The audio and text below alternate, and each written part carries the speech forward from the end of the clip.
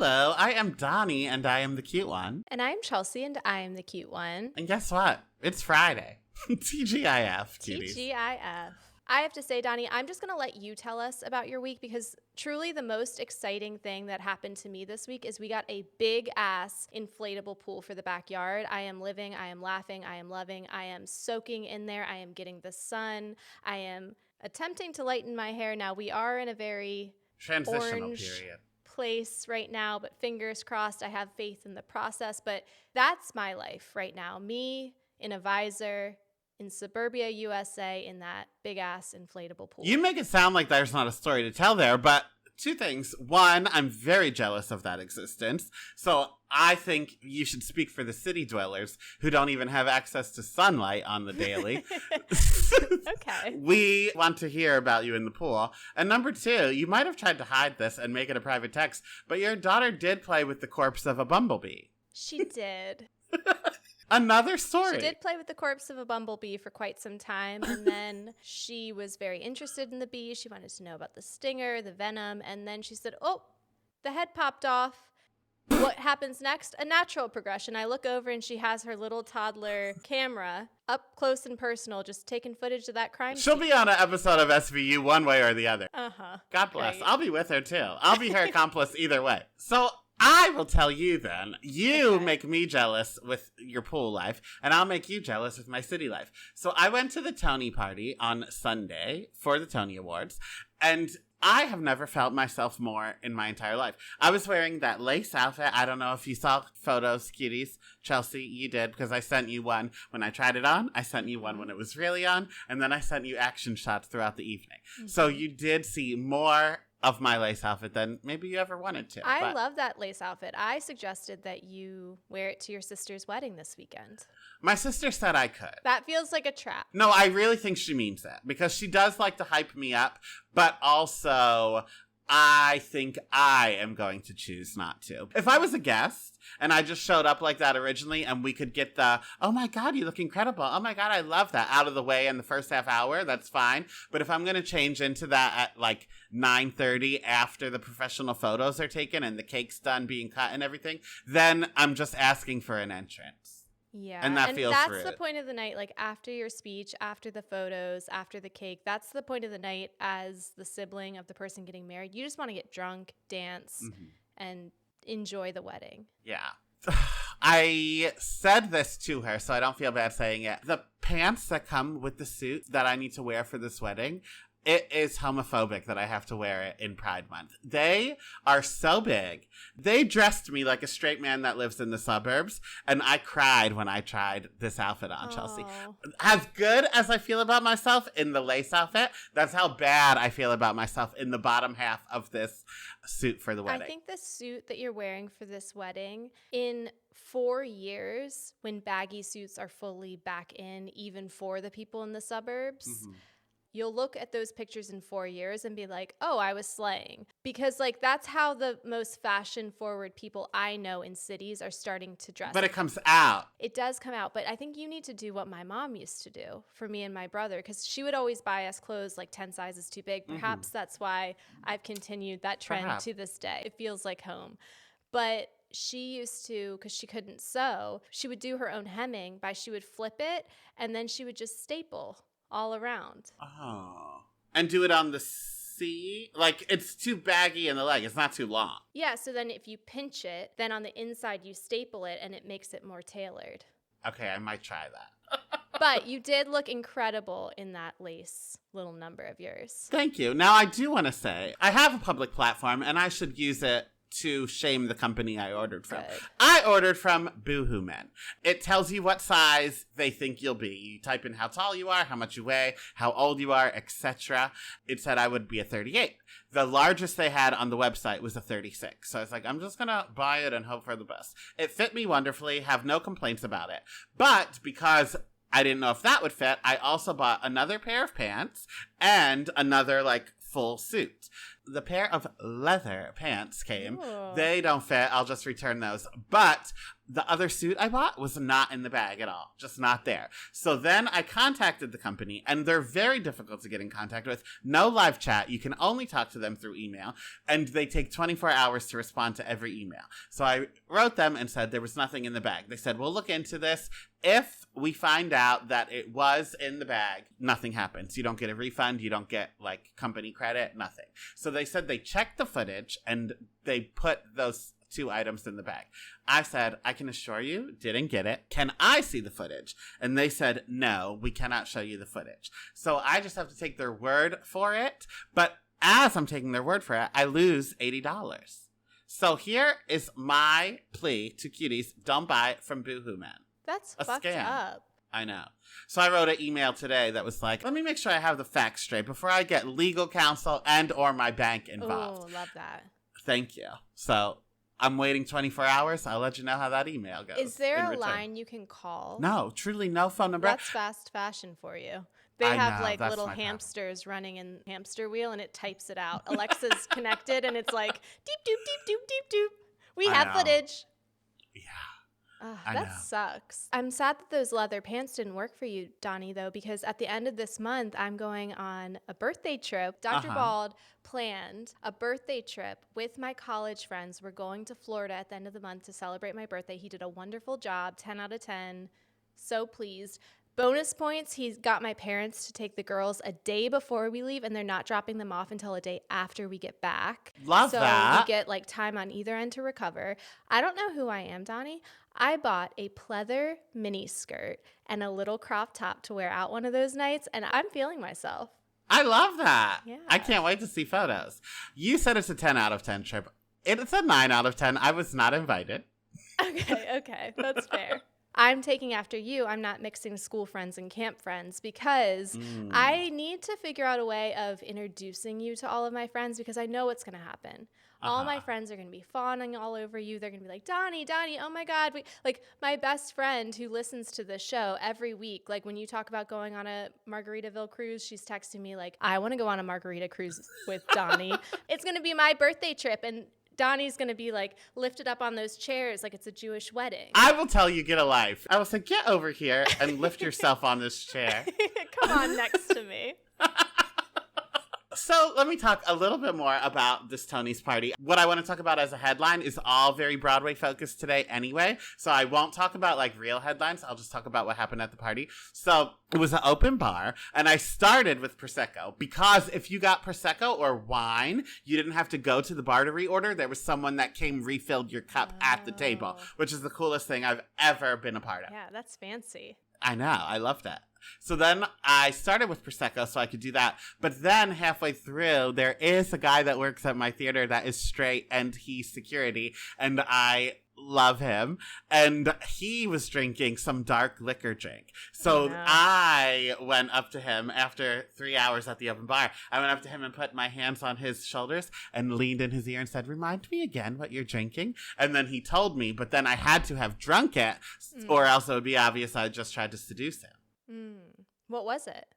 Johnny Walker Black and Coke. So that was my drink for the rest of the evening. The rest of the evening? Yes. Well, that explains a couple of text messages I received that next morning. Yeah, of why I was out of commission for 24 hours straight. Well, you know what? One thing I love about you is you are going to commit to a bit because all you had to do was have one in your hand near him. At one point, even take a sip and say, ooh, you know what? Do you want this? Because it's not for me. But instead, you decided, oh, this is my drink moving forward. Well, I do love whiskey and bourbon, though. Ugh, God bless. I'm trying to decide what my drink of choice is going to be at my sister's wedding. I have to play this very carefully. It could be a 7 and 7. It could be an amaretto sour. Why don't you just get like green apple burnett's and call it a day? No, these two are my drinks of choice, Chelsea. You know this. Yeah. But I'm going to Dorney Park the next morning. What is Dorney Park? An amusement park. Oh. Well, I think you just need to commit to what type of day you're going to have. I don't want to be hungover. Well, I think maybe find a friend with a vape pen and have yourself a nice little morning. Okay. There was a ballad in the show that the main girl sings, and then this other guy, like, sings a duet with her. But at the party, they played a remix of it. Cast arrived late because they performed at the Tonys, so they arrived late after they performed, and then they went to, like, where the buffet room was. So the dance floor was open, and me and another usher did, like, an interpretive dance where we danced to the remix of this ballad from the show. So we were hyping up the crowd. We were getting hyped up. There was a dance circle that formed around us saying, like, kill it. Yes, mama. Yes, mama. And then as we were doing this, then the real people from the show that sing the duet came out, and they did an interpretive dance, and we got pushed out. I was so mad. That would have been like if Dr. Bald had invited you to Florida. That does suck, though. To go from, like, being the center of the room, living your dream at a Tony's party, to then being swiftly reminded that you are not the stars. Rough. So that was the Tony's party. I'm always the person that tells people that they look great anyway. Like, oh, I love your dress. Oh, I love your shoes. But I really had fun doing it that night because I knew I would get compliments in return. Did you know you were looking for something like that, or did you see that on that website that shall not be named and you were like, oh, I've got to have this? No, I wanted to show cleavage for sure. I knew I wanted to not just wear traditional, like, vest and suit and whatever. So I typed in gay men open titty shirt, and that was one of them. Wonderful. Well, in addition to gay man open titty shirt, this week brought us Justin Timberlake in handcuffs after a DWI arrest, Scooter Braun's retirement announcement, an animated Everybody Hates Chris revival, Kenya Moore's suspension from The Real Housewives of Atlanta, and Celine Dion making her red carpet comeback. And somehow we've made it to Friday yet again. I did that in one take, Donnie. You did. I'm getting better. Hooked on phonics. Don't say that this old dog can't learn new tricks. Je suis la vie. Would you like to keep talking about the Tonys, or shall I talk about my headline? I would gladly do it. Do you need a Broadway break? I do. Okay, go ahead. Okay, so I want to talk about this podcast appearance that Ariana Grande did. First of all, shout out to Pod Crush. We've had Nava and Sophie on our podcast to cover Easy A. Now, they have since obviously blown the fuck up with this podcast they do with Penn Badgley. But if you're listening, please come back on. Now, they did call us Dr. Jekyll and Mr. Hyde when they came on, so I don't know if that's in the cards for us. But I had a wonderful time. They're lovely, and it's so nice to see people that are, like, genuinely good people getting press. And this podcast interview they did with Ariana is all over the place, because this is also the podcast everybody's talking about where she, like, just changed her voice mid-episode. She said that she does this. She's like, I've always done this. I've always done this. She says that that's like how she rests her voice. Is this a thing? Is this like a theater kid thing? That's what a lot of people are saying on Twitter. They're like, well, this is how sopranos, like, save their voice. Because if you sing like this and then talk like this all the time, then there is a disconnect and you, like, are fucking your register up, because it's used to being so low or something. So that's why she talks in that baby voice. Is that why Britney Spears, when they made her go from, like, a gospel singer to singing like the that's when her speaking voice got higher and higher? Do you think that's, like, what she's been doing over the years too? Oh, I'm sure. Yeah. That makes sense. It was just a weird choice, like, mid-interview, because it's a very distinct change. Yeah, I'm sure at home she doesn't use that baby voice. So I'm sure, like, there is a comfort level. And she did just work with Penn in that music video. So she probably is comfortable with him and, like, forgot for a little bit and talked to her in her normal voice and then went back to her baby voice. It's kind of like how Paris Hilton, now that she's admitted that was all an act, you can see when she goes into the, like, OG Paris voice, it's in moments where she is uncomfortable. It's like a mask or a shield she's, like, putting out for herself to the world. I wonder if that's, like, Ariana's, like, persona versus her real person, fucking SpongeBob behind the scenes. I absolutely think so. Because that was my problem with her in Hairspray Live. You tried to get a Broadway break, but I'm giving it to you now. When she was first announced announced as playing the best friend in Hairspray Live, I was very excited. I was like, oh, she's going to kill it. She's going to kill it. But then it was so clear to me that she was playing Ariana Grande as someone else. Like, because her persona is such an act, she was still trying to give us that while still playing a character.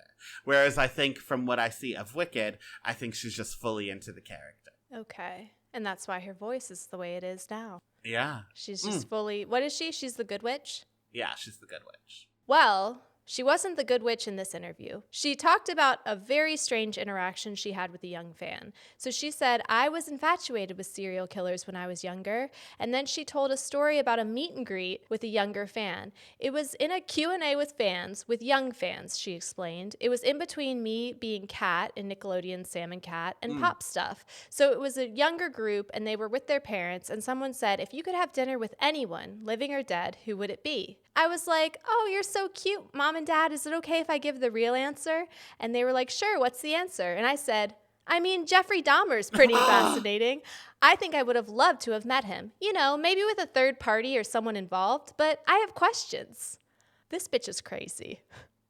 She is. It makes me like her more, but that's nuts. It's nuts. Anytime she is crazy front-facing, I like her way more. Mm-hmm. I love that she did think it out well enough to ask the parents for permission before giving this answer. Yeah. She wanted to speak her truth that badly that alive or dead, she did want to sit down with Jeffrey Dahmer because she had questions for him. And I know she said a third party, but I would make sure you're behind like Silence of the Lambs glass. Yeah, get him a muzzle first. Yes. Fafa beans. Because he is a cannibal, yes? I'm not making that up? No, he is a cannibal. Uh-huh. I thought, speaking of cannibals, I'm fully taking over. Did you see the Armie Hammer interview? Where he said he was grateful to be called a cannibal? I sure did. I sure did. The Audacity of Man, Volume 10. I don't know if those allegations were hard on him. I don't know if we just haven't seen him in a few years, and he is a white man of a certain age. But he looks like shit. I didn't even realize it was him. He's ugly. Well. And I used to think he was hot. And you know what that means? I would have fucked him sideways. In fact, when the allegations first came out, I know I tweeted many things saying he could eat me if he wanted to. But now, absolutely not. I wouldn't even let him nibble on a big toe. I think nutrition is important, and you are what you eat, is what the saying says. So I do think he's using the cannibalism to get away from another narrative that he's not denying. He is saying, haha, isn't it funny you thought I was a cannibal? Totally not a cannibal. Grateful to be called a cannibal. Yeah, you're grateful to be called a cannibal because the other name is a rapist. You dumb bitch. You dumb ugly slut. And I do think, like, there were text messages about eating people. Yeah, he said, I am 100% a cannibal and I would love to eat you or something. Yeah. Mm-hmm. And that wasn't like sexual innuendo like your tweets about him eating No, he meant cut off some flesh and nibble on it. Go to town. Yep. Would he be your choice for a celebrity you'd want to have dinner with, dead or alive? Not anymore. 5 years ago, perhaps. Mine would be Joan Rivers. I would want to sit down with Joan Rivers and just listen to her talk for a while. That's beautiful. Do you want it to be a criminal? Well, she's not a criminal. You just want it to be a celebrity, or you want it to be a criminal like Ariana? It could be a criminal. I am not a true crime girly, so I don't know many criminals. I don't know enough criminals besides people in my family, and I have dinner with them all the time. But like, I don't know about criminals well enough to like want to sit down and have dinner with them. I feel like I now know more about things because we do this show every week. Because even way back when you were so obsessed with that one criminal who was like painting her nails in the woods or whatever, I didn't pay attention to that. That's who I'd want to eat dinner with. She's alive. Carly Russell is who you speak of. Yeah. Yes. So oh my God. Now I'm just going to report like it's happening like it now. Just happened. Yeah, but it happened a year and a half ago. This is why the cuties tune in for the top headlines from 2023. So when she was first abducted, her sister or whoever she called said she was talking to her. She said she saw a baby on the freeway. She got out of the car and then the phone just went dead. So then they went to the car. Her wig was off in the passenger seat. The car door was wide open. The car was still on. The radio was on. And they were like, oh my God, she went out to find this baby. She's been abducted. The police looked at cameras from the highway and saw that no, that didn't happen. There was no baby on the highway. She just got out. They saw her like taking her wig off, like placing it down, making it look like a crime scene. Fortunately for her, at this point, you didn't get a clear image that close of it because it's just a highway cam. So you did see there was no baby. You didn't see her take her own wig off, which is what happened. But then she went missing for a few days. When she returned back to the sister's house or the police station, wherever, she said someone had lured her into the forest with a baby, kidnapped her, and then held her in the back of a U-Haul or something where they painted her nails and force-fed her Cheez-Its. And then it all turned out to be a lie. She just was fighting with her boyfriend and wanted to make him upset that she was abducted. Yeah. She came back with like a fresh set and she was like, I'm back, baby. Yeah, with Cheez-Its around her mouth. That's unhinged. That is what I'd want to do. And I'd want to paint her nails and force feed her Cheez-Its. That would be the dinner experience. Dinner and a show. Yeah. Wow. Is she in jail? I don't think so. I like true crime, the crime part. Until it gets to court, and then you're like, I'm out. Yeah, except for the girl who, and this part's not funny, so I'll say this with a straight face. The girl who texted her boyfriend and made him commit suicide. You're familiar? Uh-huh. She was obsessed with Glee. Al Fanning paid her in a movie, whatever. Now, when she went to court, there was a girl Look from at her you. high You school. said you were going to say this. That part. Oh, that no, that part okay. was the straight part. Now this is the funny part. Yeah. Okay. Well, not even funny, just I'm nuts. So there was a girl in the court case named Sam Boardman who went to high school with her, and they brought her out as a key witness, and she was like, she always tried to be our friends, and we always said no. So, like, she wasn't really a witness. She was just saying, like, this girl's a weirdo that sometimes hung out with us, but we didn't like it then, and we don't like it now. And they cut her out of the Elle Fanning show. There was no Sam Boardman in the Elle Fanning version. You walked out of that theater when that happened. Yeah. I found Sam Boardman on LinkedIn. I love Sam Boardman. Sam Boardman, do you want to come on our show? We'd love to have you. I would drop dead if Sam Boardman came on.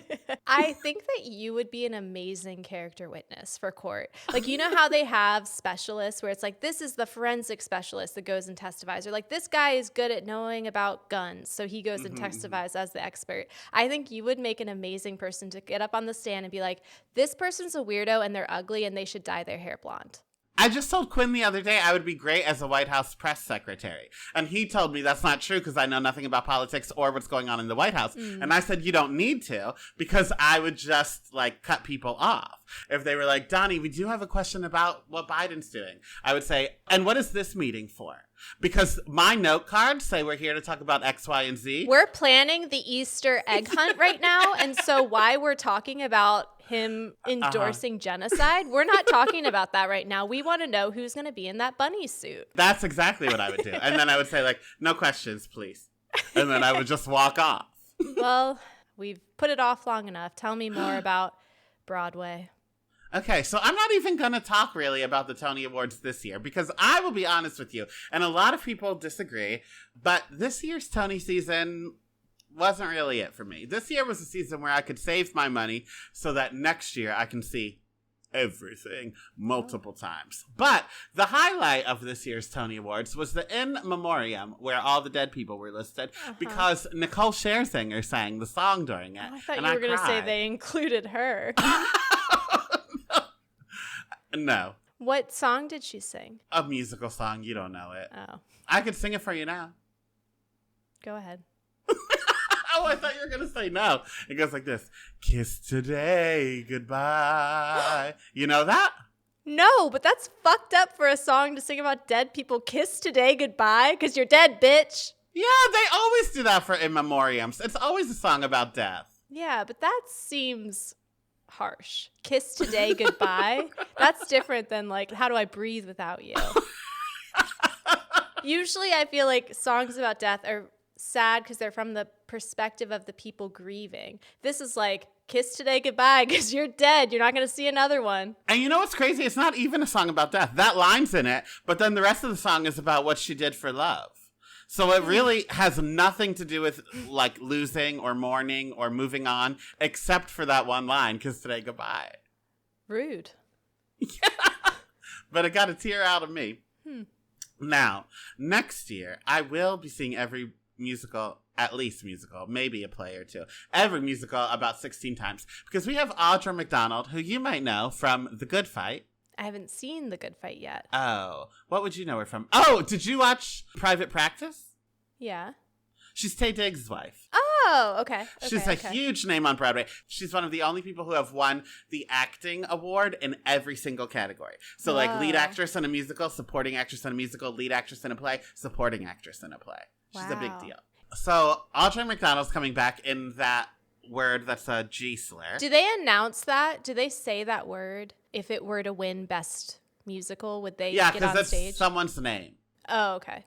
Oh, like Gypsy Rose. Mm-hmm. Okay. Well, yeah. So Gypsy Rose Blanchard is named after Gypsy Rose, just Gypsy Rose, who was a stripper whose mother made her become a stripper because she couldn't put her into show business. And that's what this is about. Wait, Gypsy Rose is named after a stripper. That storyline. Yeah.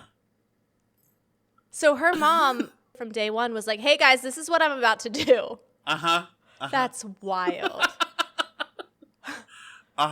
Wow. Okay. Yeah, the more you know. Do. So she's coming back to Broadway. Kristen Chenoweth's coming back to Broadway. There's going to be a Death Becomes Her musical. Idina Menzel's coming back to Broadway. Death Becomes Her. That could be the one we see together. Death Becomes Her. Yeah, that's probably our best bet. However, I really want to take you to the last 5 years with Adrienne Warren and Nick Jonas. Okay. I'm going to trust your judgment. I think I'm going to enjoy myself regardless. I love live performances. I've loved any show I've seen. If I've loved the random shit that my parents take me to, like for Christmas, like a one-man show of A Christmas Carol, I'm certainly going to love Broadway.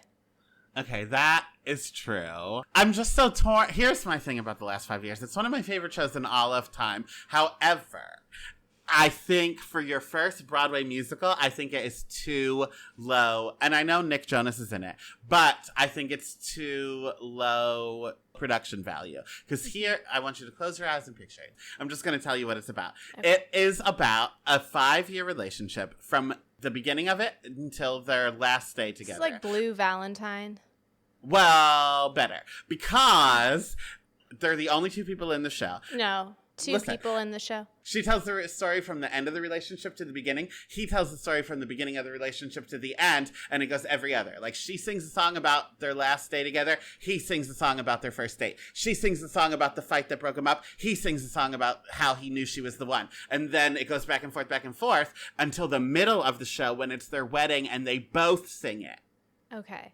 I think that, I'm just going to be honest, I think that I need, with my attention span, I'm going to need, like, to be able to watch, like, a joint musical number where I can be like, oh, my God, all these people memorize the same dances, and wow, everybody's singing, and it's wonderful, and wow, there's people flying in on the rafters. Like, I think I need a big show. And then once I love that and you make me a Broadway bitch, then we can circle back to what I'm hearing is a series of solos. It is a series of solos. What's the problem with that? I would like to remind you again of my ADHD. I think too much happening is going to be worse. No, it's the same reason I love hockey games. Do I love hockey? No. Do I love, oh, a 3-minute break, and now there's mascot race, and now they're shooting T-shirts into the stands, and now we've got beer, and now there's a hot dog race. Like, I need things. Okay, that's fair. I get it. Okay. One more thing I want to talk about. Idina Menzel's return to the stage. She is going to be in some show about a woman who saves redwood trees. Now, I'm not bringing you to this. I don't even know if I want to go. However, it is Idina Menzel's return to the stage, so I need to. But it does sound like it's a show for lesbians. Yeah, it seems like she might be wearing a pair of Tevas. She's for sure wearing a plaid shirt in this show. I know it. Yeah, I can feel it in my bones. The lesbian side of me is tingling. My spidey senses are going off. Well, I think it's time now to crown the cutie of the week. My cutie of the week is the show Drag Me Home on HGTV, also on Max. It's with Trixie Mattel, and it's with her and her partner, David. They already did Trixie Motel, which I loved because it's like campy, everything's pink. It's like the best parts of an HGTV show, but they almost like lean into the absurdity of HGTV of like how staged it is. And I'm just having a wonderful time watching. I love it. That's what Drag Me Home is, or that's what Trixie Motel is? So Trixie Motel was about their motel, and then Drag Me Home is about them renovating their first home together. They bought a house in Hollywood. Drag Me Home is also what Jessica Biel should have done to Justin Timberlake before he got into that car. Wait, did you see that Britney fans are trying to make her song Criminal #1? No, but I'm going to go listen to it after this now. Iconic. Brilliant. My cutie of the week is the Modern Family cast because they are in a new WhatsApp commercial. Okay. Great. But like on the Modern Family set in character. Like a little lost plot line for 20 seconds. Did you like Modern Family? Loved it. Oh, okay. Do you not? No, I loved it, but I always assume that if it's a sitcom show that you're going to make fun of me for loving it because it's like basic. You like shit with a laugh track. That is where you should have left it in the 90s. Yeah. Okay. I understand now. And that's the end. Cuties, if you are listening to this, do us a favor and go to YouTube and like and subscribe. And if you are watching it on YouTube, do us a favor and go on Apple or Spotify and give us a 5-star review. Basically, whatever you're doing now, do more and help. Do more. Or you can, to quote Nicole Scherzinger, kiss today goodbye or whatever. And that is a threat. That's it, exactly. Nicole Scherzinger's also going to be on Broadway. Oh, you won't be able to handle that one either. Never mind. Okay. Not even going to ask any follow-up questions. I trust your judgment there, bud. And on that note, we will talk to you later. Love you like a sister. Bye. Bye.